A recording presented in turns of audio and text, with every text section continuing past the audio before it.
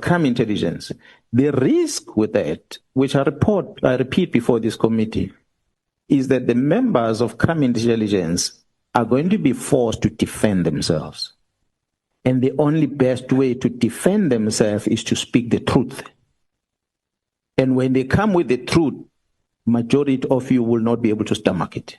This country is going to burn. Because there are top secret things that should not be discussed in public life.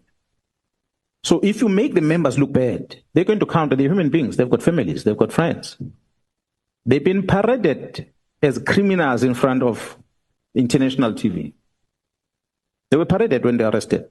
They were branded as bad people by these members of this committee, of this parliament, some of them.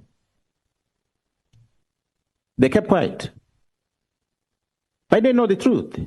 They have evidence, Honorable Chair, conventional or otherwise, that they have, which if they were to present it, it would be a press briefing that would be worse than what Mkhwanazi did.